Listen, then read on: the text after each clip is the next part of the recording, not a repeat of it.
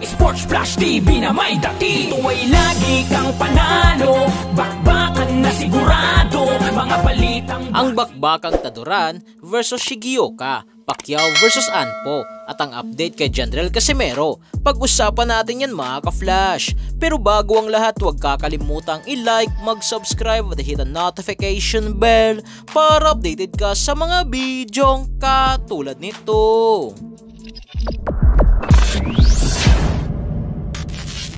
So isang napakagandang balita nga po mga ka-flash para sa ating mga Pinoy boxing fans matapos magkaroon tayo ngayon ng panibagong kampyon sa mundo ng boxing. Yan nga po ay nang manalo ang ating pambato na si Pedro Taduran at palitan bilang bagong IBF Minimum Weight World Champion si Ginjiro Shigioka ngayong July 28 na ginanap sa Shiga Daihatsu Arena in Otsu, Japan. At dito sa naging bakbakan nga po mga ka-flash ay panalo nga po si Pedro Taduran via technical knockout sa round 9. Dahil sa panalo ni Taduran ay umarangkada nga po ang kartada nito sa 17 wins, may 4 na talo, 1 draw at may 13 knockouts. Habang si Shigioka ay nalasap nito ang kanyang kauna-unahang talo na may 11 wins, may 1 talo na at may 9 knockouts. So sa pagiging kampiyon nga po ngayon ni Taduran mga ka-flash ay meron na nga po tayong 2 world champion.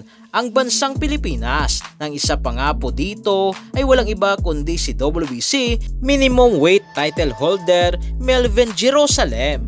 Habang sa kabilang banda naman nga po mga ka-flash, sa katatapos lang din na exhibition fight ni Only 8 Division World Champion Manny Pacquiao versus Rukia Anpo in 3 rounds na ginanap sa Saitama, Japan ay talagang hindi nga po ito mga ka-flash naging madali sa kadahilan ng sobrang laki nga po talaga ng kalaban ni Pacquiao na kamuntikan pa nga po ito bumagsak sa round 3. Idagdag mo pa dito ang edad ni Manny Pacquiao na 45 years old at natapos nga po ang laban mga ka-flash sa isang draw dahil wala naman nga pong hurado sa naging exhibition fight ni Pacquiao versus Anpo. Sa update naman nga po mga ka-flash kay former 3 Division World Champion Angas ng Pinas, Jandrel Cuadro Alas Casimero ay nagpapalakas na nga po ito na sa kanyang post sa kanyang official Facebook page na Cuadro Alas It's My Boy ay sinabi nito na palakas tayo sa tiyan mga boss. Akalain mo mahina lang daw kalaban niya, 1 round lang siya.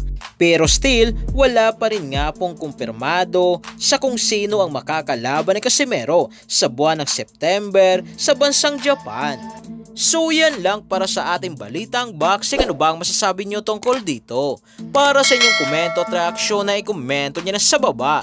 Hanggang sa muli, ito ang The Sports Flash TV. Sports Flash TV na may dati. Ito ay lagi kang panalo. Bakbakan na sigurado. Mga balitang boxing. Ito laging bago, balitang boxing, laban na kasado. Di papahuli, pagdating sa bakbakan. Mga pambato na patuloy ang laban. Sasaliksikin ang bawat babalita. Talagang diin, bawal ang mahina. Sa loob ng ring, merong pambihira. Mga kamao na nagiging bida.